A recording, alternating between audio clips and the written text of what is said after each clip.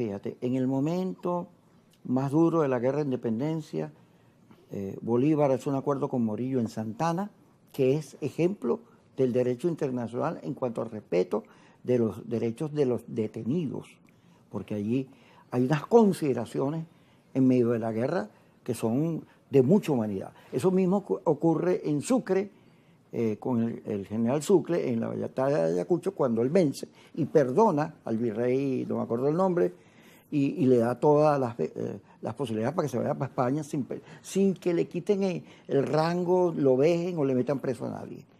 Pero además de eso, en el Tratado de Coche, ya cuando Páez constituye la República, libera a los presos políticos y entrega tierras.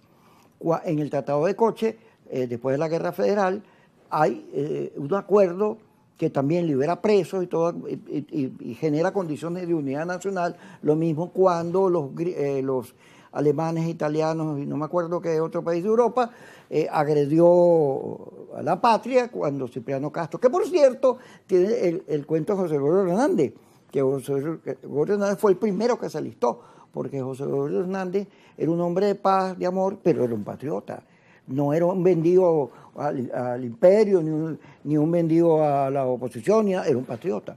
Luego eso ocurre cuando López Contreras, muere Gómez, López Contreras libera el 14 de febrero, las manifestaciones de aquella época, libera presos políticos. Después Medina no tiene presos políticos. Y así vamos a encontrar, hasta, yo lo simplifico, hasta que llegamos a Caldera con la pacificación del pueblo. Caldera 1 y Caldera 2. Con la insurrección de la izquierda en los años 60. El país cada vez que ha tenido conflictos muy duros, la guerra federal, busca salidas en la unidad interna, sobre todo frente a una agresión de una potencia militar como los Estados Unidos.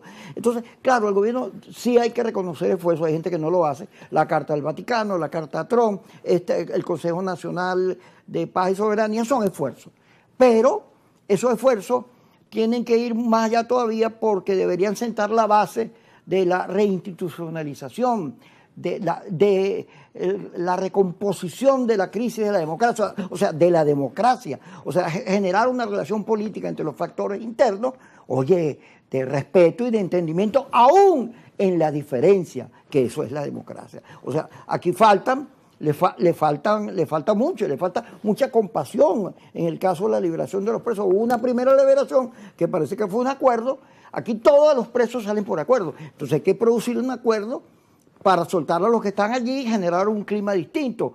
Ahora, no se ve por ningún lado que la posibilidad de un acuerdo, como lo describe Juan González en la entrevista, ¿cómo se llama la señora? Patricia Llano, que lo dice clarito, Venezuela necesita un acuerdo que tiene que ser producido por un centro político distante de los radicales. No se ve eso. ¿Qué opina usted, señora? Bueno, como tú dices que esto es un ensayo, ¿no? Ahora, es que hay que diferenciar algunas cosas. Es decir, nosotros tenemos una amenaza real en el Caribe.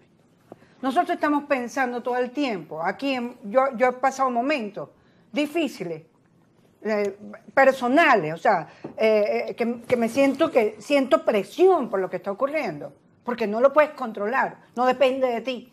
De si va a haber o no va a haber un ataque en tierra, o va a haber algo que provoque que entonces se salga de las manos, el casus belli, es decir, y esto se ponga peor.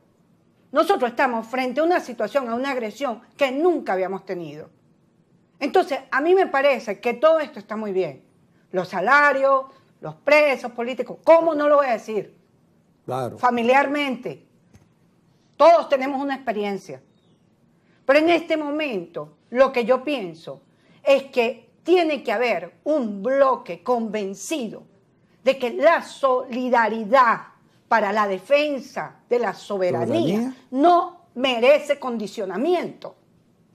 No tiene condicionamiento. Tú puedes decir que los partidos políticos, ¿no? Ya que está Maricha acá y lo ha dicho, los partidos políticos, la participación plural, que haya esto. Eso es una hoja de ruta que puede ser en paralelo. Pero el país tiene que verse en un bloque compacto, sabiendo lo que tenemos. Ninguno aquí es estúpido.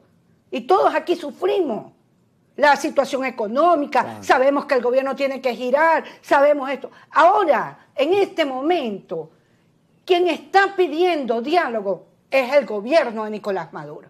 Quien está mandando cartas, quien está diciendo nosotros tenemos cómo resolverlo.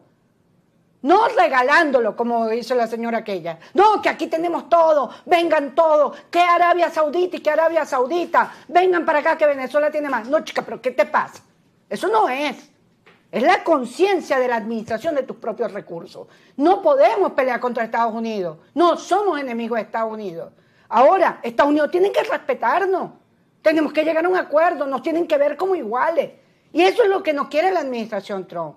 Entonces, para mí, lo he dicho en otras oportunidades, está muy bien, pero tiene que haber un acuerdo, una amarra, sí, todo. Vamos a defender la soberanía del país. Mariche, ¿qué opinas tú? Bueno, pero es que, ¿por qué nadie está en contra de defender lo que es la soberanía y de que se impedir que, caso negado, lo que puede generar una intervención militar? Lo hemos dicho en reiteradas oportunidades, porque la gente cree que se va a enterar por televisión. Ay, no, ya Maduro no está, eso no existe. No existen operaciones quirúrgicas, no existe el daño, además, el daño que puede ocasionar lo que es una intervención bélica en Venezuela o en cualquier país del mundo. Hay ejemplos de sobra. Ahora, si tú quieres generar lo que llama Egle, esa solidaridad interna, que todo el mundo esté resteado a favor del país, tienes que dar gestos, porque hay un rechazo que es lógico a un gobierno que tiene más de 25 años en el poder, a un sistema de gobierno que tiene más de 25 años en el poder, con modelos que han fracasado, modelo económico, y entra el tema económico y entra el tema social, y eso genera que haya esa fantasía de que las cosas van a ser de una determinada manera. Entonces, repito, generar la confianza, generar la solidaridad, tiene que venir también de los gestos de quienes tienen la mayor responsabilidad, que es quienes están al frente del Estado. Cuando hablas tú de reinstitucionalizar, yo creo que hay que reinstitucionalizar el país, hay que abrir a lo que es la pluralidad democrática de los venezolanos. Y por ahí es que tienes que enrumbarte para poder generar, mira un momentico, Venezuela se respeta. Vamos a ir al corte porque yo les voy a plantear un escenario. ¿Qué pasa? Tenemos 2 meses. ¿Y qué pasa si no pasa nada? ¿Cuándo regresemos?